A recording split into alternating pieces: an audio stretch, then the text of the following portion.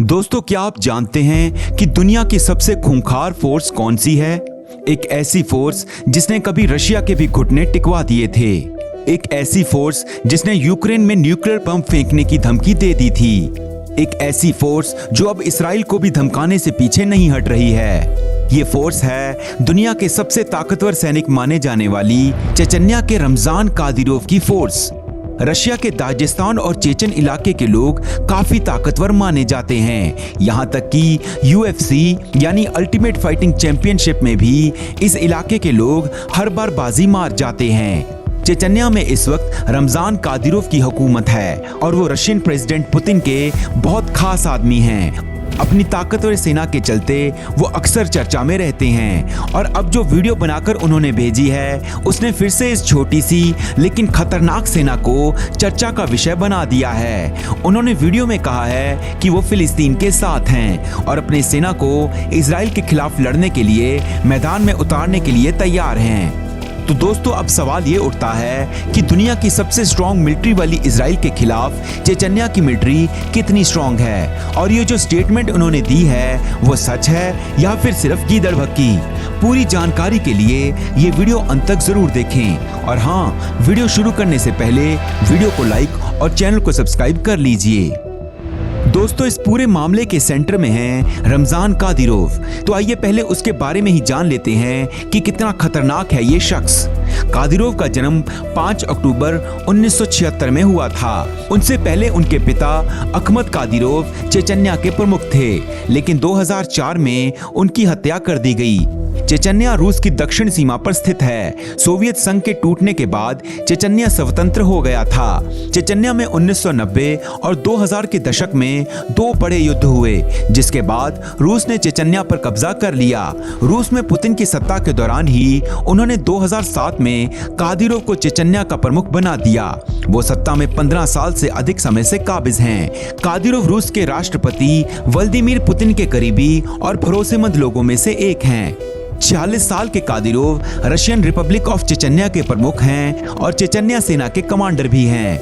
Kadyrov पर मानव अधिकार उल्लंघनों के कई आरोप लगते रहे हैं। रशिया यूक्रेन युद्ध के दौरान भी कादिरोव ने यूक्रेन पर परमाणु बम फेंकने की धमकी दी थी। रमजान कादिरोव को पुतिन का मोस्ट लॉयल फाइटर माना जाता है। कादिरोव पर कई उन लोगों की हत्या का इल्जाम लगाया गया है जो पुतिन के दुश्मन थे, जैसे कि बोरिस नेमत्सोव, जो रशिया के बहुत बड़े ऑपोजिशन लीडर और पुतिन के क्रिटिक थे। 2015 में उनकी हत्या हो गई और इल्जाम रमजान कादिरोव पर लगा। ऐसे ही यूक्रेन के इस टाइम के प्रेसिडेंट जेलेंस्की पर भी हत्या की कोशिश की गई थी और इल्जाम लगा रमजान कादिरोव पर। तो इस तरह अगर पुतिन को किसी भी तरह की प्रॉब्लम आती है तो रमजान कादिरोव का पूरा सपोर्ट उन्हें मिलता है। बदले में पुतिन चेचन्या को डेवलप करने के लिए बहुत सारा पैसा देते हैं, जिस कारण पिछले 15 सालों में चेचन्या काफी ज्यादा डेवलप हो गया है। रमजान कादिरोव को इतना ज्यादा खतरनाक इसलिए भी माना जाता है क्योंकि ये और उनकी सेना अपने दुश्मन पर जरा भी रहम नहीं करती। ह्यूमन राइट्स के उल्लंघन की वजह से अमेरिका रमजान कादिरोव के ऊपर बैन भी लगा चुका है।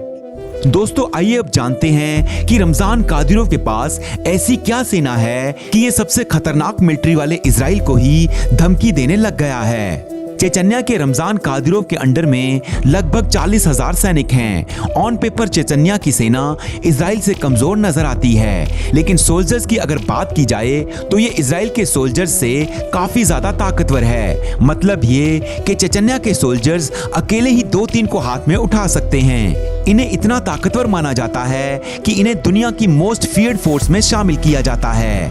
यूं तो इन 40,000 चेचन सैनिकों के लिए रमजान कादिरोव के पास सिर्फ 180 टैंक, 24 आर्टिलरी और 41 रॉकेट लॉन्चर्स हैं। पर यहाँ हमें ये नहीं भूलना चाहिए कि ये चेचन आर्मी रशिया के साथ काम करती है और जब ये यूक्रेन में लड़ने के लिए गए थे तो रशिया ने इन्हें फुल सपोर्ट किया था और सभी तरह के एडवांस्ड वेपन्स प्रोवाइड किए थे।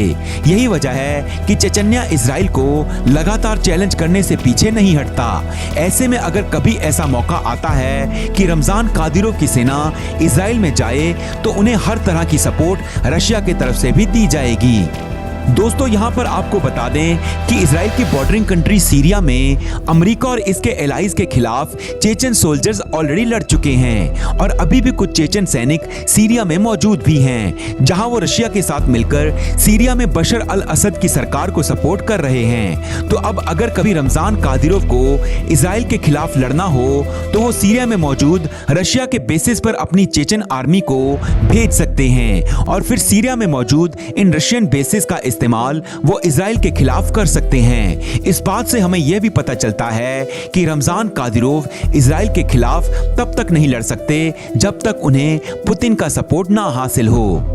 तो दोस्तों चलिए फिर ये भी देख लेते हैं कि इस पूरे मामले में पुतिन की क्या राय है। पुतिन ने फिलिस्तीन इजराइल कॉन्फ्लिक्ट में किसी एक को खुलकर सपोर्ट नहीं किया है, लेकिन इजराइल जो ह्यूमन राइट्स का उल्लंघन फिलिस्तीन में कर रहा है उसके खिलाफ लगातार पुतिन भी स्टेटमेंट दे चुके हैं। पुतिन की पावर के बारे में इजराइल को बखूबी पता है, इसलिए रशिया से अपने रिश्तों को कायम रखने के लिए इजराइल फूंक फूंक कर कदम बढ़ाता है। इसी की एक एग्जाम्पल हमने पिछले साल यूक्रेन वॉर में भी देखी थी, जब अमेरिका चाहता था कि इजराइल यूक्रेन को आयरन डोम दे दे ताकि रशिया की जो मिसाइल यूक्रेन पर आ रही है उनसे उसे थोड़ी बचत मिल जाए। लेकिन इजराइल ने, जो कि अमेरिका का बहुत अच्छा दोस्त है, अमेरिका के बार बार कहने के बावजूद यूक्रेन को आयरन डोम नहीं दिया था, क्योंकि ऐसा करके इजराइल रशिया से दुश्मनी मोल नहीं लेना चाहता था। और अब देखिए इजराइल एक बड़ी वॉर में शामिल है, लेकिन रशिया से उसकी इतनी दुश्मनी नहीं है। अगर ऐसा होता तो पुतिन और रमजान कादिरोव ईरान, सीरिया जैसे किसी भी देश को सपोर्ट करके इजराइल को भारी नुकसान पहुंचा सकते थे।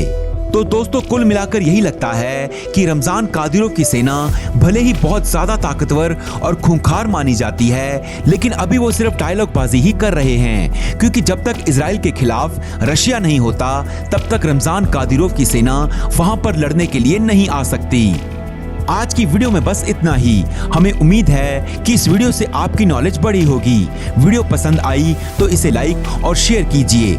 ऐसे इंटरेस्टिंग टॉपिक्स पर नॉलेजेबल वीडियोस देखते रहने के लिए हमारे चैनल को सब्सक्राइब करके बेल आइकन को प्रेस कर दीजिए। मिलते हैं अगली वीडियो में। इस वीडियो में अंत तक बने रहने के लिए दिल से धन्यवाद।